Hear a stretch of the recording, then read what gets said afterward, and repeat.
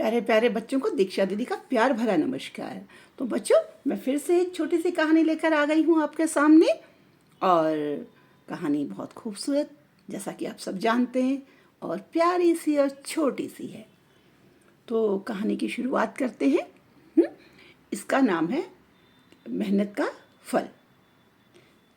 और कहानी कुछ इस तरह की है कि एक गांव था बच्चों।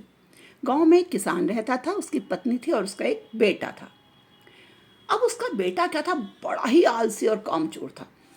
किसान दिन सुबह खेत में चला जाता और सारा काम करता दिन भर, उसके बाद शाम को आता थका हारा, लेकिन लड़का उनका बैठा रहता आराम से। उसे कोई फ़र्क नहीं पड़ता कि उसके पिताजी काम कर रहे हैं या कुछ कर रहे हैं। बस वो अपनी माँ को ऑर्डर देता, मम्मी को, कि भैया मम्मी मुझे भूख लगी है, खाना कर दो, मम्मी मुझे ऐसा चाहिए, मम्मी मुझे वैसा चाहिए। और उसकी मम्मी बार बार समझाती कि बेटा अब तू बड़ा हो रहा है, कुछ काम कर, खेती कर, अगर कुछ करेगा नहीं तो कमाएगा नहीं तो फिर आगे जीवन कैसे बिताएगा।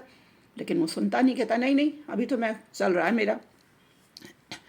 अब वो बार बार कहती, एक बार उसके पिता ने भी कहा कि इसको जरा अपने साथ खेत, माँ ने कहा पिता से कि इसको सुबह सुबह अपने खेत पे ले जाने की आदत डालो।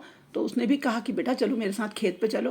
बोला नहीं पिताजी आप जाओ, मैं तो नहीं आता, मैं तो आराम करूँगा, खाऊंगा पीऊँगा और रहूँगा, बस मुझे ये काम वाम नहीं होता मुझसे।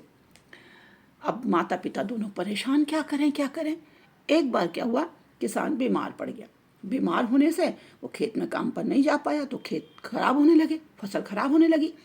अब दोनों माता पिता दोनों को चिंता हुई, तो उसकी माँ ने कहा कुछ करो उपाय जिससे ये बेटा आपका आलस से त्याग दे, आलस से छोड़ दे, कामचोरी छोड़ दे, कुछ करे ये। तो पिता को ने एक दिन उसको कुछ सोचा और उससे अपने पास बुलाया। उसने उनका पिताजी आपने बुलाया। उसने कहा हाँ बेटा यहाँ आओ। कहते कि मैं जब छोटा था ना, जब तुम्हारे दादाजी, जो मेरे पिताजी थे तुम्हारे दादाजी, उन्होंने मुझसे कहा था कि हमारे खेतों में कोई धन गड़ा हुआ है। तब से मैं लगातार खोद रहा हूँ, मगर मुझे वो खजाना, वो धन अभी तक नहीं मिला। अब मैं बीमार हूँ और समझ में नहीं आ रहा कैसे हो, तो क्या तुम उस जगह खोद कर पता कर सकते हो कि धन कहाँ पर गड़ा है।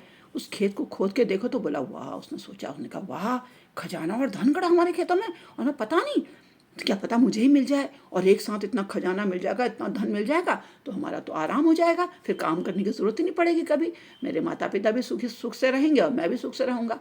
ऐसा उसके विचार आया और अगले दिन सुबह सुबह खेत में औजार लेके खोदने के चल दिया। उसने खेत खोदने शुरू करे, क्योंकि खेत खाली पड़े हुए थे, बंजर पड़े थे, बीमार था किसान। तो उसने खेत खोदना शुरू किया धीरे धीरे। शाम को आता, रोज कहता पिताजी कुछ तो मिला ही नहीं। 2-3 दिन लग गए उस एरिया को खोदने में। जब उसने खोद लिया तो उसके पास, उसने कहा अब क्या करूं, खजाना तो कहीं मिला नहीं। बड़ा खड़ा होकर सोचे हाय, मुझे तो इतना खोदा, पिताजी इतने सालों से खोद रहे हैं और मैंने भी इतना खोद दिया, अब ये तो खाली कुछ मिला ही नहीं, क्या करूं क्या करूं। उन्होंने कहा जब इतना खोद ही दिया है, इतनी मेहनत कर दी, थोड़ा बीज छिड़क देता हूँ। और जब उसने बीज, ऐसा सोचकर उसने खेत में बीज छिड़क दिए, सारे खेतों में बीज छिड़क दिए।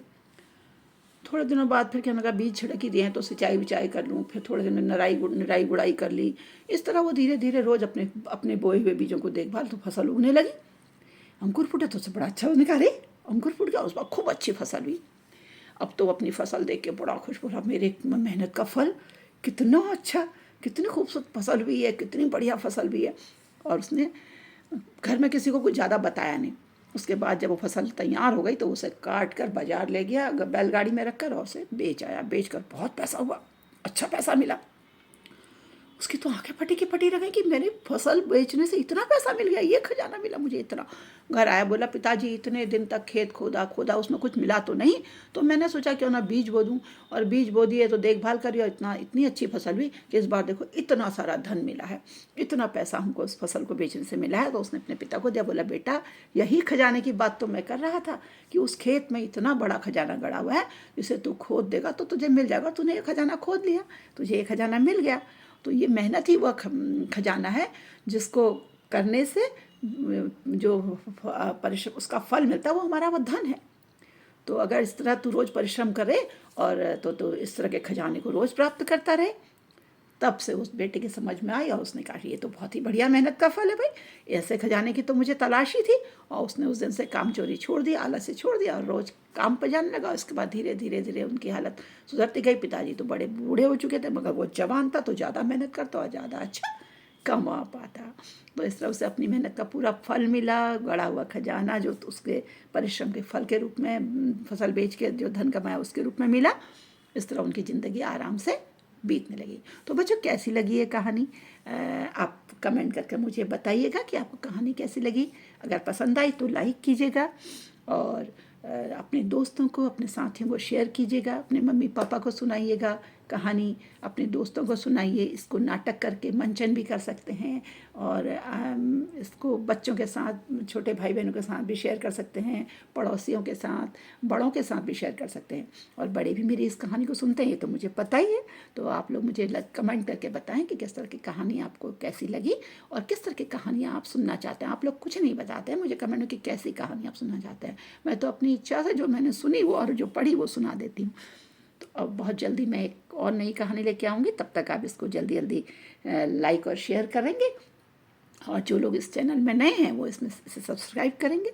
आप लोगों के जो इस तरह का प्रोत्साहन मुझे मिलता है, और मुझे एक पुरानी कहानी फिर से याद आती, जैसे आज आई अभी। तो तब तक मैं नई कहानी जब तक नहीं लाती, तब तक आपसे विदा लेती हूँ। बाय, नमस्कार। मिलते हैं जल्दी एक नई कहानी के साथ।